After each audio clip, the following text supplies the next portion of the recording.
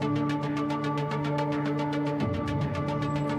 relationship between Turkey and the United States involves several areas, ranging from regional issues, including the Mediterranean, the Black Sea and the Caucasus, the fight against terrorism, Russia's F-400 air and missile defense systems and F-35 stealth fighter jets. The NATO summit and the meeting between Turkish President Recep Tayyip Erdogan and US President Joe Biden 2 weeks ago reminded us once again that international security and cooperation are extremely important in today's world. So, how are two NATO allies going to solve their bilateral issues? Will Ankara and Washington be able to strengthen cooperation while repairing future-oriented relations? Was the meeting between Erdogan and Biden the start of a new era in Turkish-American ties? To answer all these and more, we'll look beyond the edge.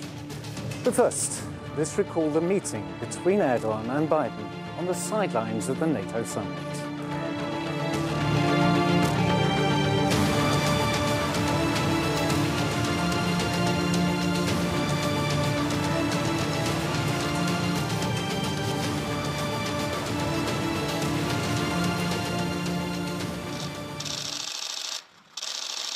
On the sidelines of this year's NATO summit in Brussels on Monday, Turkey's President Recep Tayyip Erdogan and his American counterpart Joe Biden held their first bilateral meeting. Erdogan and Biden discussed all aspects of bilateral political, economic and military relations between Turkey and the United States. The Turkish and American leaders also exchanged views on regional and global security challenges during their meeting at the NATO headquarters. İki müttefike ve stratejik ortağa yakışır şekilde doğrudan diyalog kanallarını etkin ve düzenli şekilde kullanma hususunda mutabık kaldık. Ülkelerimiz arasında mevcut ikili işbirliği ve bölgesel istişare mekanizmalarının yeniden canlandırılması gerektiğinin altını çizdik. Our two countries have big agendas. Our teams are going to continue our discussions, and I'm confident we'll make real progress with Turkey and the United States. Regional issues in the Mediterranean, the Black Sea and the Caucasus region also featured, as well as the fight against terrorism, Russia's S-400 air and missile defense systems and F-35 stealth fighter jets dominated Erdogan and Biden's meeting. Turkey and the US have extensive relations at every level on bilateral, regional and global issues. The two allies, however, have been at loggerheads over several issues. Ankara and Washington disagree on a range of issues, from the fight against terrorist organizations to international geopolitical developments.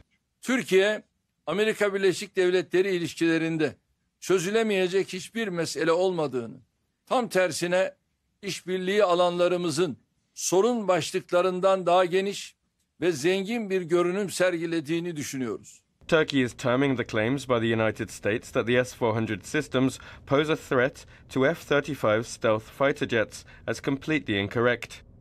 Turkey has already fulfilled its commitments and responsibilities both on the issue of the S-400 air defense system and the F-35 fighter jets. Her alanda karşılıklı saygı ve çıkara dayalı verimli bir işbirliği döneminin başlaması noktasında güçlü bir iradenin olduğunu görüyoruz. Sayın Biden'la önümüzdeki dönemde bu hedefler doğrultusunda işbirliğimizi artıracağız.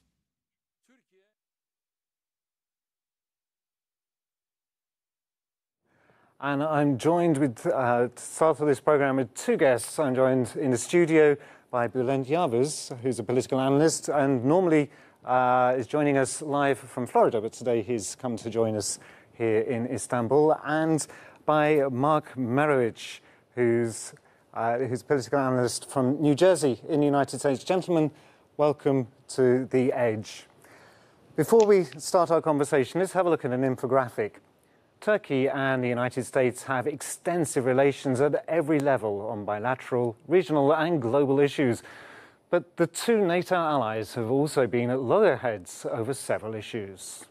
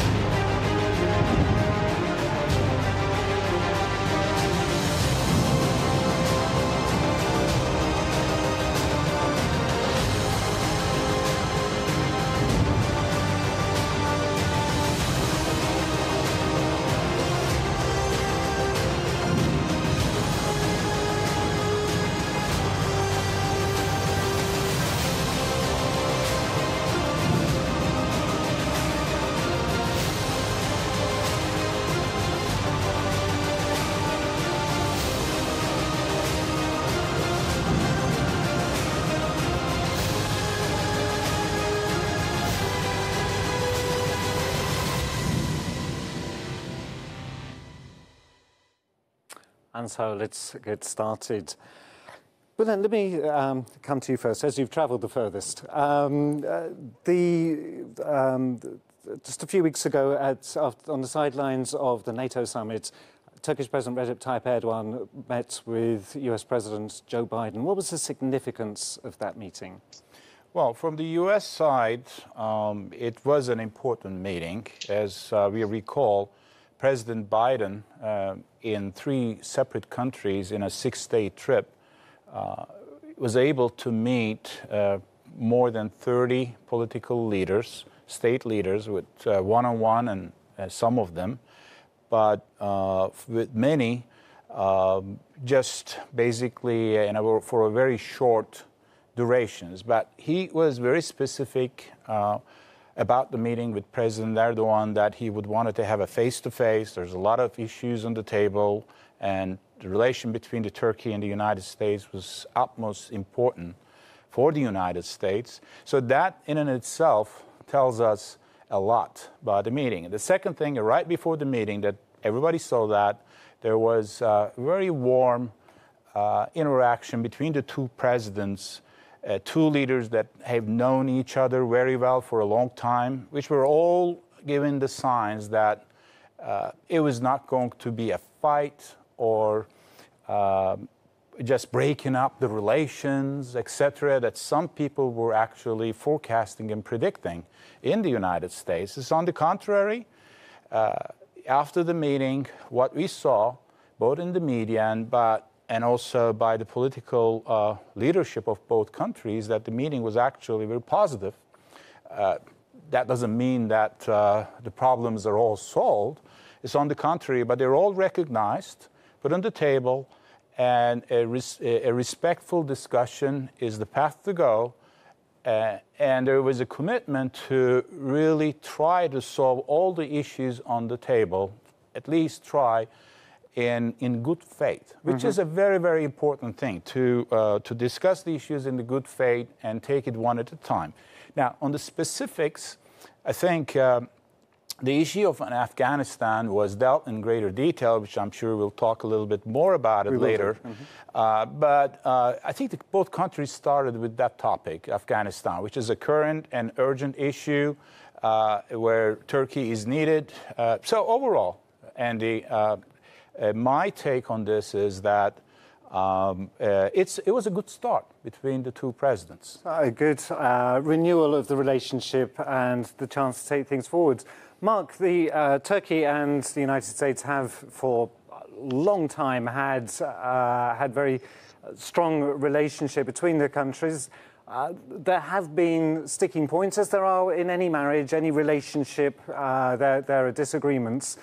What is, from your perspective, what was the significance of this one-on-one with Biden and Erdogan?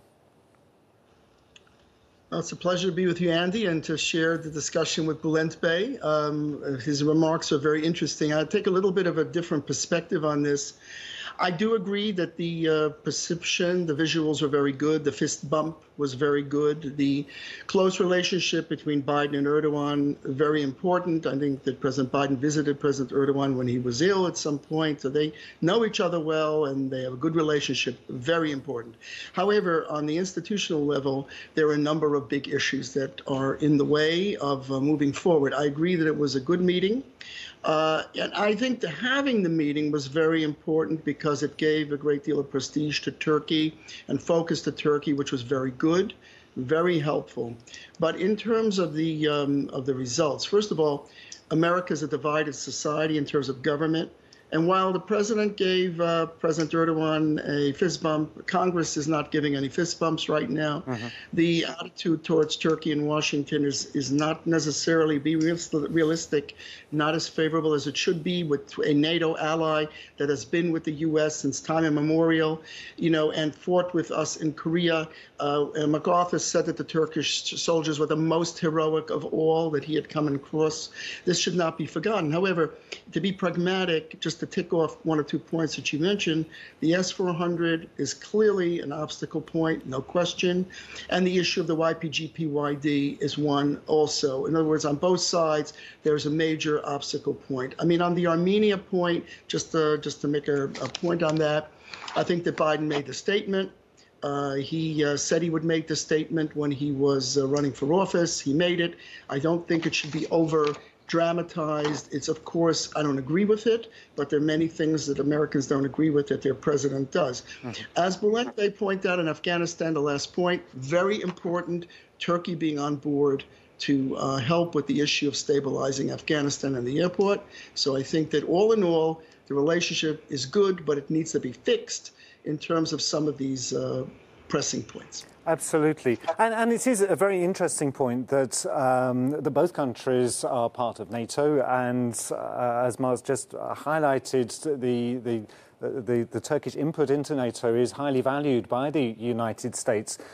So this should be a point to build upon to strengthen that relationship. And in the previous administration, we saw some frictions, particularly as a result of the adoption of the S-400, which arguably was because the Patriot system was removed from Turkey and not sold to Turkey as President Erdogan had hoped. Well, is that perhaps one of the first issues that really needs to be looked into, Bulent?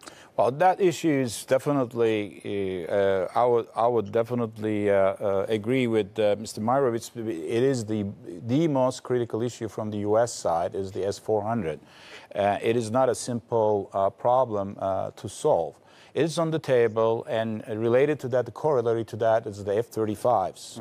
So if you take that as a package, we have time ahead of us to really find an agreeable, I wouldn't call it a solution, but an agreeable positions that is covered by both countries. Am I optimistic? I don't want to say I'm optimistic because there's not really a concrete solution that anyone is talking about yet. But it's the fact that there is a good faith between the two presidents, at least at the presidential level, and I agree that the Congress is not on board yet on this, but that's significant. So the work that is going to happen in Afghanistan is going to play a part. And one of the things that I would like to emphasize here is that one of the changes that we've seen in the past few years is the fact that Turkey started to have a more independence in its defense systems.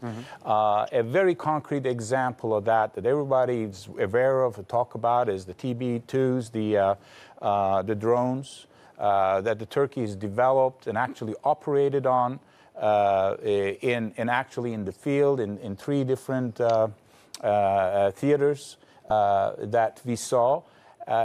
Some of the folks, from the U.S. perspective and the NATO perspective, looking at this issue is that really a disadvantage now for NATO or for the U.S. that the Turkey is now able to develop such weaponry on its own?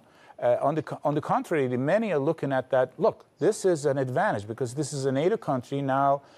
These weapons, these systems, not only are effective, but also very low cost, such that a fleet of that, some experts wrote about this, could be the 1/10 of equivalent fleet, let's say, is developed by the U.S. or Western nations. So. And some of the NATO countries are out there very interested in purchasing, and Poland started that, and a few others are going to follow. So these things are actually can be looked at positive developments, or it could be looked at negative developments. It depends on how you look at it. Well, so it's a very complex and multidimensional relationship between the two countries. So it's very, very difficult to pinpoint a certain conflict and define entire relationship around that. No country can escape. I mean, neither Turkey nor the United States can define their attitude towards each other by looking at one specific issue. That's a reality. And as they say, every cloud has a silver lining. And it's perhaps ironic that by trying to push Turkey to one side, that Turkey has in the 20 years I've been here in Turkey, has developed enormously and is finding avenues in which to develop new capabilities. Mark, do you think one of the problems from the American side, as Bülent referenced, Congress not being on board, is it that America is looking at Turkey through a perspective of say, the 1980s or the 1990s? They haven't come to terms with Turkey of the 2020s. You make a very interesting point, and there was actually a very interesting article in the Wall Street Journal by Walter Russell Mead, which says this is not your grandfather's Turkey. So there is an element of that, of thinking of Turkey and retrospectively in terms of the past. But I would say, just to react to some of the interesting points that were made, first of all, about the prior administration. The prior administration, President Trump, did run interference for Turkey on the presidential side, but the Congress still passed sanctions. Yes. Against Turkey. That's first of all. Second of all, I would say the YPG-PYD area, it would be a very big area of a concern on the side of Turkey in terms of the United States elites not understanding the connection between YPG and PYD with the PKK. But to me, the key issue that comes out of the summit that is very essential is this. If you look at the summit, the ultimate result of it was Putin and Biden. And I think I'm very clear. I wasn't a fly on the wall. What Biden said to President Erdogan was, I need you on my side. I need you in NATO. I need your support because I need to fashion a coalition, a strong resolve against Russia and also China, but more Russia from the point of view of Turkey. Remember, Turkey has fought in its history at least 12 wars with Russia.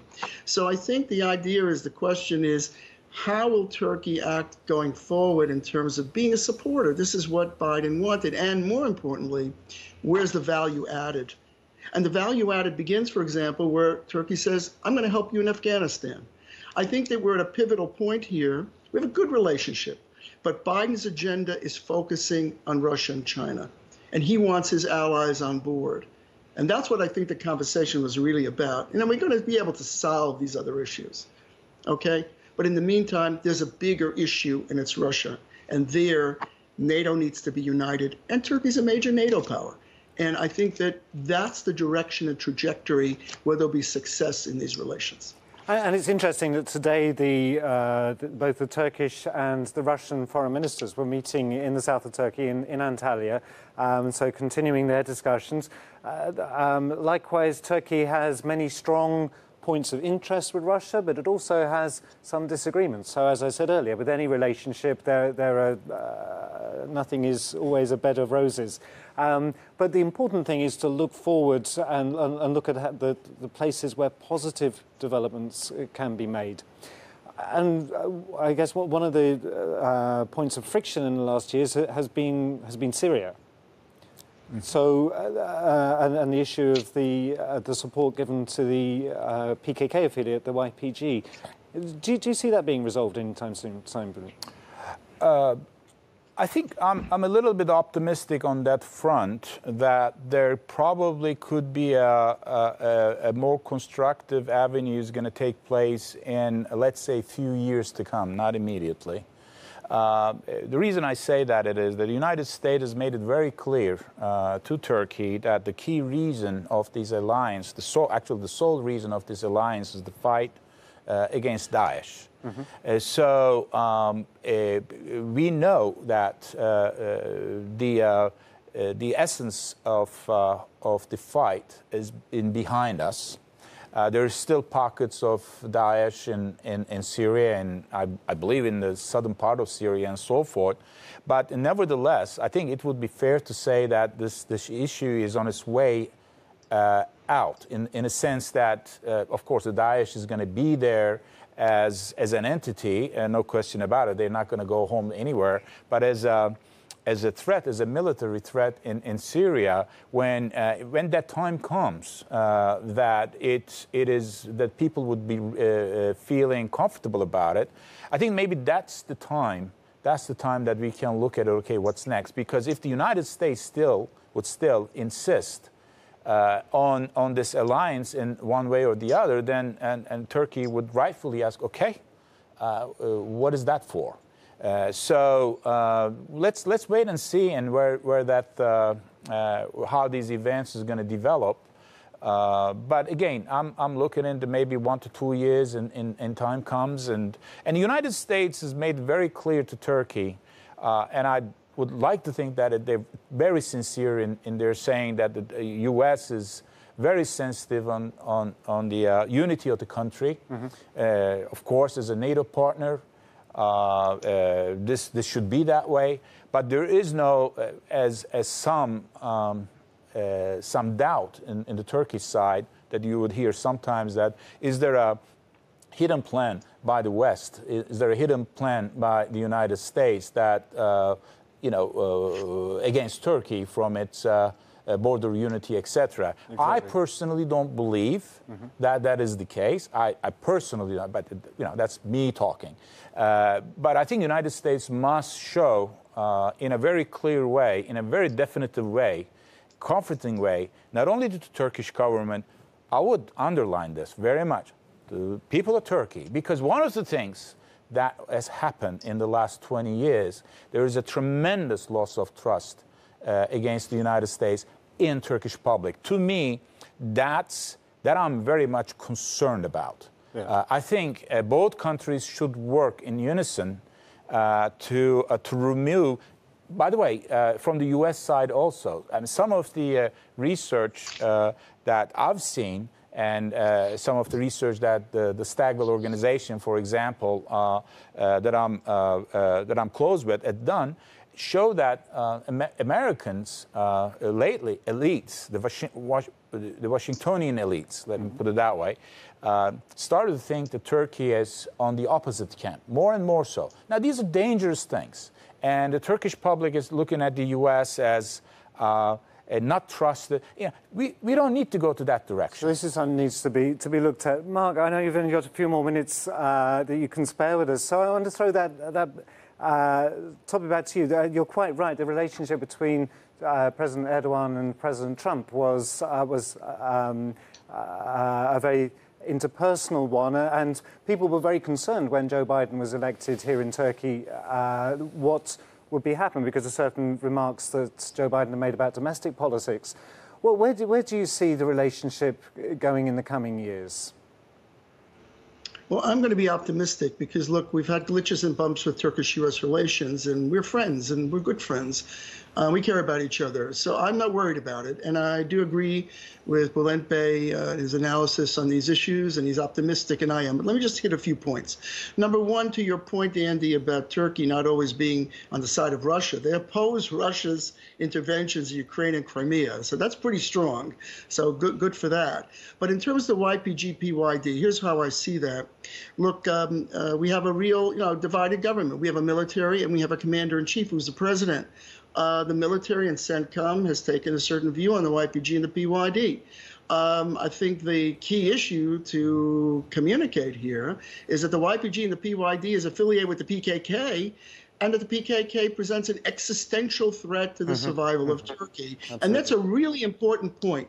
And that's one that I think public relations needs to be pursued. Now, the other point about the Kurds and so forth in Syria, I think the 2 points. Number one, what Turkey has done in Syria in terms of bringing over almost 4 million refugees has not gotten enough credit in the world. And I think that needs to be done. But also to understand and recognize the concern of Turkey that the Kurdish group, this YPG-PYD, which is not the same as the Kurds in Iraq or the other Kurds around the world. This is a socialist group. This is a PKK-affiliated group that is trying to create a statelet in Syria. And that, from the again, integrity and sovereignty of Turkey is something that is unacceptable.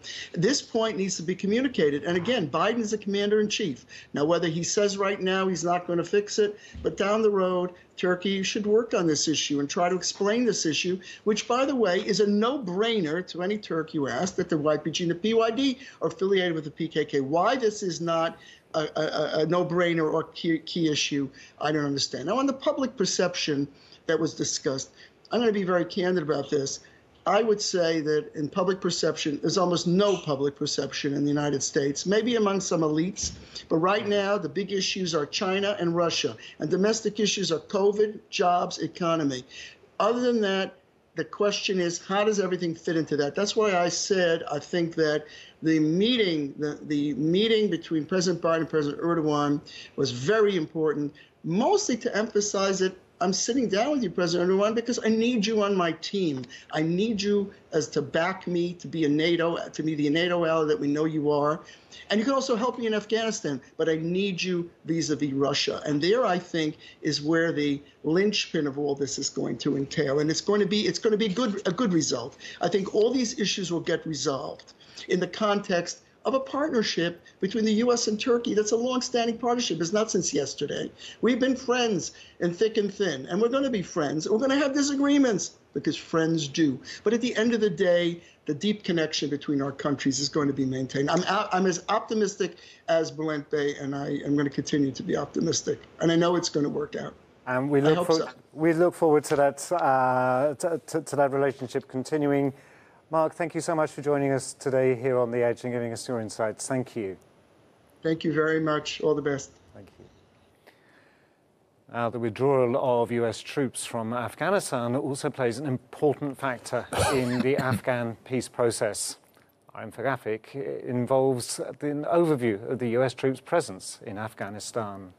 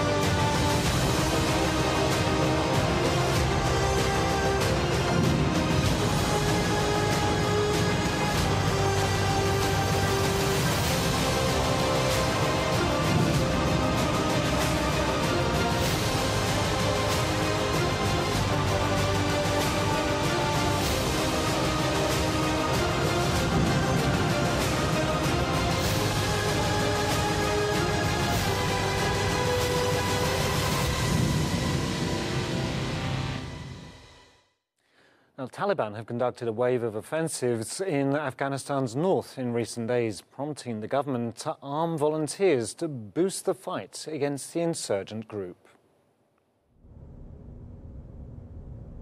Hundreds of former mujahideen and other civilians are gathering in the mountain areas of Gorban district in Parwan province, vowing to fight the Taliban. They picked up arms and led an army of dozens into the mountainous Gorban district to stop Taliban fighters from advancing in the area. Security convoys patrolled the area in an attempt to keep residents safe from Taliban attacks. If you do not make peace, you will not find any way into the territory of the Afghan National Forces. All the people of Afghanistan are ready to mobilize and support their national forces because our children are members of the army and we are with the government. Fighting has worsened around Afghanistan, especially in the north, where Taliban insurgents have conducted a wave of offences in recent days, moving beyond their southern strongholds. Intense fighting in the northern Afghan province of Kunduz killed at least 28 civilians. According to hospital officials, it injured 290 this week as conflict surges in the war-torn nation while foreign forces withdraw. Since the United States announced plans in April to withdraw its troops without conditions by the 11th of September, after nearly 20 years of conflict, violence has escalated throughout the country as the Taliban seek more territory. One of the only mapped representations shows a patchwork of territory held by government and Taliban forces, mixed with half the country simply marked as contested or unconfirmed areas. My message to all the people and the members of our parliament who motivate us from behind the front line and our nation who stand by us is to always support us. Without the support of our nation, our army will not make any progress. And you're back with us. I'm joined still in the studio with Bülent Yavuz, and we're now joined live from Kabul by Bilal Sawari, who's a journalist. Bilal, thank you for joining us here today on The Edge. I believe there are about 3 weeks left now until, sorry, not 3 weeks, 10 weeks left until the US forces are due to have left Afghanistan on the 11th of September. What can you tell us about events on the ground today in Afghanistan? Thank you for having me on your show. I think it's very clear that once the Americans announced that they were leaving Afghanistan militarily and that they were withdrawing, we saw large-scale Taliban attacks against major Afghan cities, provincial capitals, as well as the districts. However, the pace of these mass surrenders of Afghan National Security Forces, the fall of districts is something that very few people anticipated.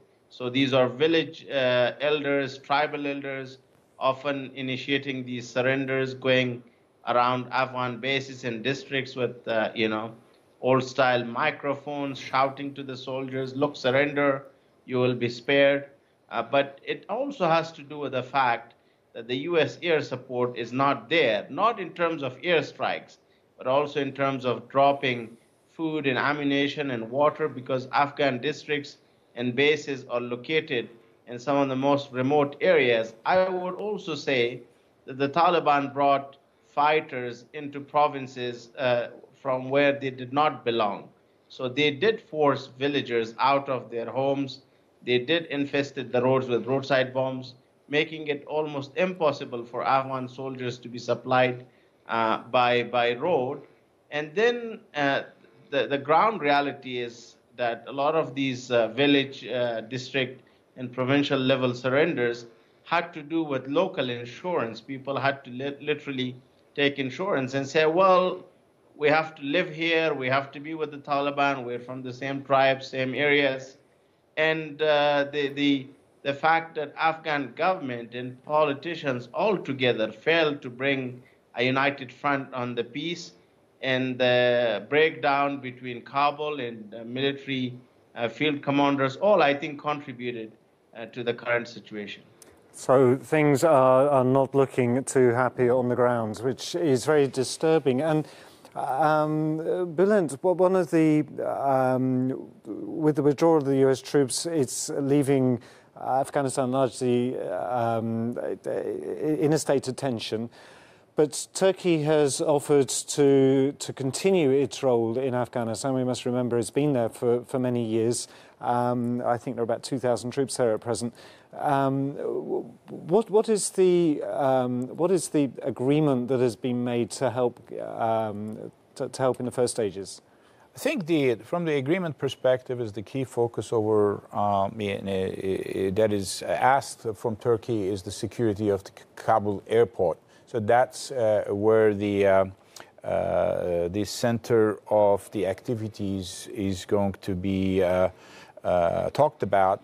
But having said that, again, from Taliban perspective, of course, there's concerns that the Taliban definitely not going to be happy that Turkey would be there. So there is a risk in this operation, clearly, from the side of Turkey.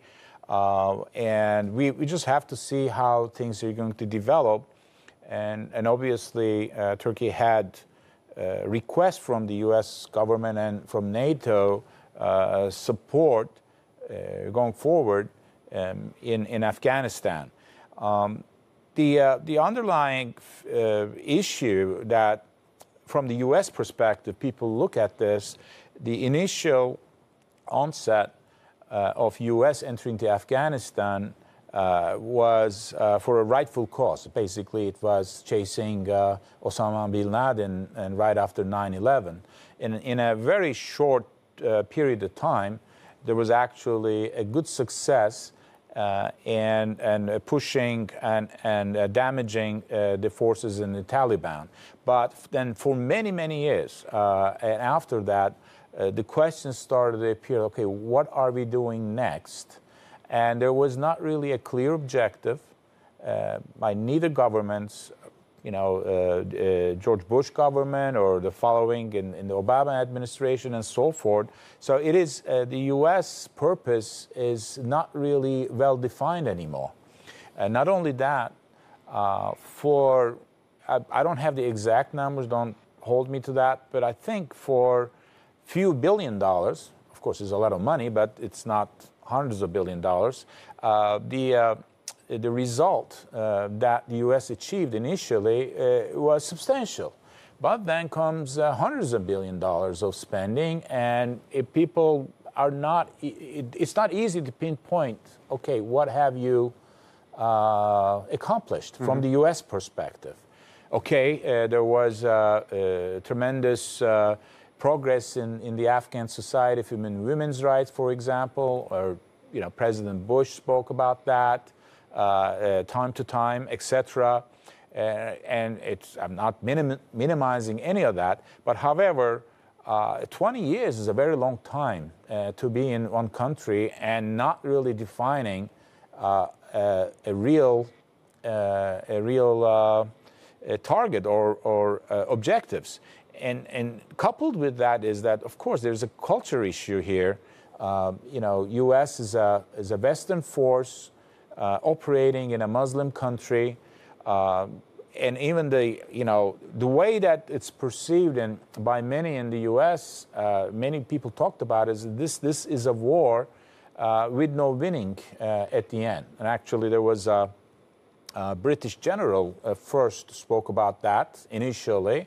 And he was, I don't recall his name right now, but he was really opposed by people in the White House during the Bush administration time. But it started from there, and time showed us that he was not wrong. So now we're looking at a Muslim country, Turkey, being there, a way better fit culturally and religious perspective. These are all good. But at the end of the day, if people in Afghanistan, I'm not talking about Taliban per se, but the people in Afghanistan, if they start to see Turkey as just an extension of this Western invasion or the foreign invasion, that's, and I'm really concerned about that things may not work out in the long run. So Turkey is a very, very delicate subject. The good thing about it is the country is extremely experienced, and it knows Afghanistan. We have a tremendous relation between the Turkish people and Afghan people throughout the history. People of both countries love each other. These are all pluses. I hope the pluses overcome the minuses that I've spoken about, and we see a significant contribution to the people of Afghanistan. That's what it matters at the end of the day. Absolutely. Nothing else matters. Bilal, would you like to pick up on that? How is Turkey's involvement in the latest conflicts, we should say, because it's not just 20 years, it's been going on there's been conflicts in Afghanistan for far longer than that, sadly. But how is Turkey perceived as continuing a supporting role to help the Afghan people? Are they still welcome? Well, the Turkish-Afghan relationship is extremely deep. Those ties are historical. You go back to the time of Kemal Atatürk, the relationship with Amanullah Khan at the time. But over the last 20 years, Turkey's presence in Afghanistan has been welcomed, by most Afghans, whether Turkey was building roads, whether Turkey had military footprint. We have to remember that the Turkish forces were not really attacked in Afghanistan except for one attack that was later on described as an accident. So people here in Afghanistan, mostly politicians, people in the government, and those involved in the peace process are looking forward to Turkey hosting these peace talks. They have told me that they would feel at home, that they will, trust a country like Turkey, being the, country that hosts these peace talks. But we don't know what sort of presence the Turkish military might or might not have in Afghanistan once the Americans leave. Mainly, the talk of security for Kabul airport is raised. I have been speaking to some members of the Taliban, both inside Afghanistan and outside Afghanistan, and they've also publicly been saying that that will not be acceptable for Turkey, that Turkey is welcome as a Muslim country, that the Taliban would like to have ties with them, but they should not have a military presence. So people here are looking more to Turkey as a country that can play a major role in the peace talks that are not progressing. There's a stalemate. Afghanistan, we have to remember, does not have a comprehensive and permanent ceasefire. And I think the Americans sold their talks in Doha, from which the Afghan government was excluded, as peace talks, in which they said that there has to be meaningful peace talks between the government and the Taliban. There has to be a ceasefire. And then suddenly you have the Americans saying, actually, we are leaving. So this situation has created a lot of uncertainty, but Afghanistan's path towards peace is now more uncertain. At the same time, I think one has to also really look at Afghanistan in the 1990s, when you had civil war, then subsequently the Taliban came into power. The world and the region at that time was not interconnected. You didn't have common interest and common dangers. So today, a country like Turkey would not like to see an insecure Afghanistan, an Afghanistan that eventually becomes a headache for Turkey. And Turkey is also a major hub for Afghan businessmen, people who have invested in Turkey. Absolutely. Well, everybody wants to see peace return to Afghanistan and for the Afghan people to be healthy and prosperous. Bülent, it seems almost that Turkey's biggest export, if you like, or most important role now is in its role as an international diplomat, and it's a role it's playing very effectively. How do you think this can help bring situations like the conflict in Afghanistan to a close? Well, I don't know about the close, but basically a progress at a time. It is possible. I think Turkey is the right partner from the U.S. perspective going forward after this 20 years. I think that's the right choice. And I think Turkey was very careful in accepting this role, of course, with the right conditions if they're met. As I said earlier, I think the key thing over here is how do the people in Afghanistan, it's not the Taliban, it's not this, the people of Afghanistan, how are they going to look at Turkey going forward? We know that Afghan people love Turkish people, and the Turkish people absolutely adore Afghanis. I mean, we know that. That's a given. Is this experience going to damage that relation? That would be sad if that happens, because we're talking about a military force at the end of the day, and how it's going to be perceived, how it's going to be manipulated for those who wanted to see the benefit go onto their way. Mm-hmm. I mean, I'm not talking only Taliban or some of the forces in Afghanistan, but for some of the forces from outside, other countries. So it's a complex situation. Everybody needs to be very careful, and I hope that the diplomacy, the constructive relations, like the highway systems, the construction systems, the school systems, you name it. I mean, all these things, the civil society activities, that if the Turkish organizations or the Turkish people could assist their Afghani brethren, they're going to be all plus. But it's a very, very delicate period that we're starting. So there's still much work to be done. We still don't know where things will go, but we hope that Turkey's presence in Afghanistan continues to be a positive one, and one that the Afghani people continue to benefit from. As you say, Bilal, we'll have to see where the Taliban go with this, whether or not they will accept an ongoing role. Let's hope that for the sake of peace that they do. Unfortunately, that's all we've got time for today, so thank you both for joining us. Our analysts have provided their insights on the relationship between Turkey and the United States. Let's have a roundup of their statements.